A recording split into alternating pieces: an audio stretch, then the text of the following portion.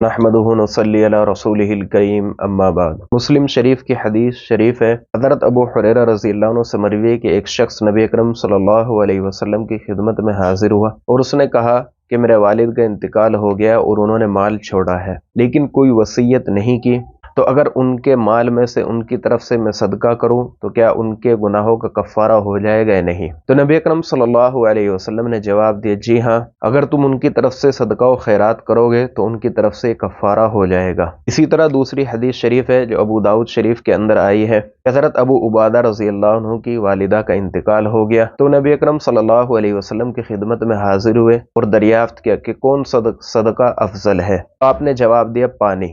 تو پھر حضرت سعد رضی اللہ عنہ نے ایک کنواں کھودا اور اپنی والدہ کے نام سے وقف کر دیا۔ تو ان دو حدیث شریف سے معلوم ہوتا ہے کہ ایصال ثواب کر سکتے ہیں۔ پھر اگلا سوال ہے کون کون سی عبادتوں کا ہم ایصال ثواب کر سکتے ہیں؟ کوئی بھی نفلی عبادت ہو، چاہے وہ نماز ہو، روزہ ہو، حج ہو، عمرہ ہو، طواف ہو، قرآن کریم کی تلاوت وغیرہ، نفلی عبادت کوئی سی بھی ہو ہم اس کا ایصال ثواب کر سکتے ہیں۔ پھر جس کے لیے ایصال ثواب کر رہے ہیں اس کا مردہ ہونا ضروری نہیں ہے بلکہ زندہ کے لیے بھی ایصال ثواب کیا جا سکتا ہے۔ فتاوی شامی میں یہی منقول ہے۔ حضرت ابو ہریرہ رضی اللہ عنہ نے بھی اپنی اخیر عمر میں ارشاد فرمایا تھا کہ میرے لیے نماز پڑھو۔ اس سے بھی معلوم ہوتا ہے کہ زندہ کے لیے بھی ایصال ثواب کر سکتے ہیں۔ اسی طرح شیخ زکریا علیہ الرحمہ نے بھی جب مدینہ منورہ منتقل ہو گئے تو انہوں نے فرمایا تھا کہ میرے لیے ایصال ثواب کرو، تو اس سے بھی معلوم ہوتا ہے کہ زندہ کے لیے بھی ایصال ثواب کر سکتے ہیں، اس میں کوئی حرج نہیں ہے۔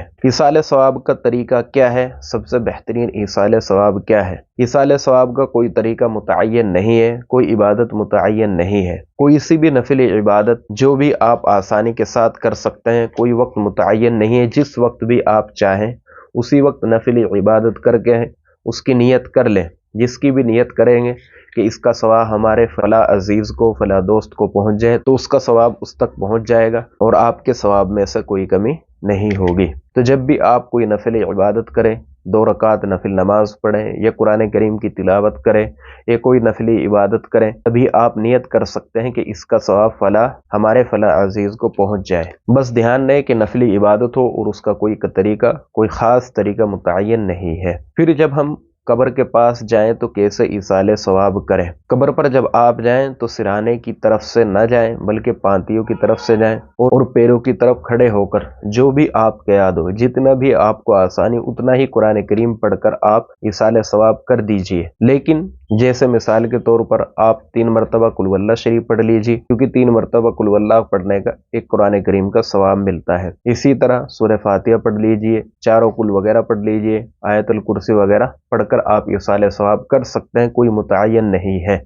جتنا آپ کے پاس وقت ہے، جتنا آپ کو موقع ہو، جتنی آپ کی آسانی، اتنا قرآن کریم پڑھ کر آپ ایصال ثواب کر سکتے ہیں، اس میں کوئی حرج یا کوئی تنگی نہیں ہے۔ جتنا بھی آسان ہو، جتنا بھی وقت ہو، اتنا ہی آپ ایصال ثواب کر دیں، لیکن ایصال ثواب ضرور کرتے رہنا چاہیے۔ دوسرا سوال ہے ننگے ہو کر سو سکتے ہیں نہیں؟ مردوں کا جو صدر ہے وہ ناف سے لے کر گھٹنے تک ہے۔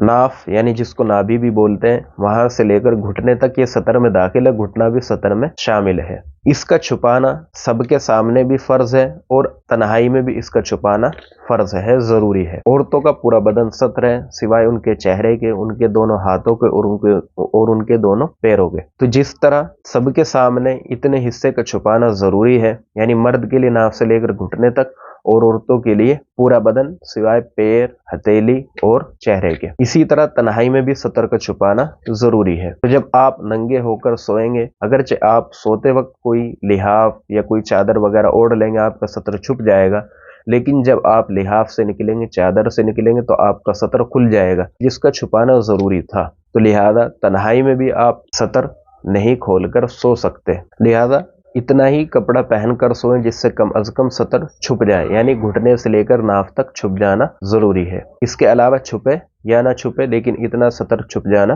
ضروری ہے۔ تیسرا اور آخری سوال ہے جماعت میں شامل ہونے کے لیے دوڑنا۔ دیکھیے اس سے حدیث شریف صحیح ترمذی اور ابن ماجہ وغیرہ کی حدیث میں صراحتاً منع کیا گیا ہے۔ حدیث شریف ہے عن ابی ہریرہ رضی اللہ عنہ قال قال رسول اللہ صلی اللہ علیہ وسلم اذا اقیمت الصلاۃ فلا تأتوها وانتم تسعون वलाकिन तुहा व अंतुम तमशूना व अलैकुम सकीना फमा अदरकतुम फसल्लु वमा फातकुम फअतिम्मु। हज़रत अबू हुरैरा रज़ियल्लाहु अन्हु से मरवी है कि नबी अकरम सल्लल्लाहु अलैहि वसल्लम ने इरशाद फरमाया कि जब तुम नमाज के लिए आओ तो दौड़ कर मत आओ, बल्कि आहिस्ता चलते हुए आओ, और तुम पर सकीनत, वकार और संजीदगी लाजिम है। जो नमाज तुम्हें मिल जाए उसको पढ़ लो, और जो छूट जाए उसको मुकम्मल कर लो। तो इस हदीस शरीफ से भी मालूम होता है कि मस्जिद में जमात में शामिल होने के लिए ख़ास तौर पर जब इमाम साहब रुकू में हो या रुकू में जाने वाले हों, तो रुकू को पाने के लिए, रकात को पाने के लिए, ऐसा ना हो कि हमारी रकात छूट जाए, इसके लिए आप दौड़कर नहीं जा सकते। हदीस शरीफ में भी मना किया है कि दूसरी बात, मस्जिद के वक़ार के भी खिलाफ है। अल्लाह तबारक व तआला का घर है मस्जिद, उसमें दौड़ना, दौड़ लगाना, ये ऐसा तरीका इख्तियार करना जिसमें अल्लाह तबारक व तआला के घर की बेअदबी हो, ये मुनासिब नहीं है। हदीस शरीफ में भी है कि जो रकात मिल जाए उसको पढ़ लो, जो रकात छूट जाए उसको बाद में कज़ा कर लो। कोई बाद में आपसे कुछ नहीं कहेगा कि आपकी रकात क्यों छूटी। तो लिहाजा रकात पाने के लिए मस्जिद में दौड़ना बिल्कुल भी जायज़ नहीं है। एक तो हदीस शरीफ की भी मुखालफत है, दूसरे अल्लाह तबारक व तआला के घर की भी बेअदबी है, और अल्लाह तबारक व तआला के घर की बेअदबी बिल्कुल भी जायज़ नहीं है। इसी तरह आप भी डिस्क्रिप्शन और स्क्रीन पर दिए गए नंबर पर मसाइल मालूम कर सकते हैं। वमा अलैना इल्लल बलाग।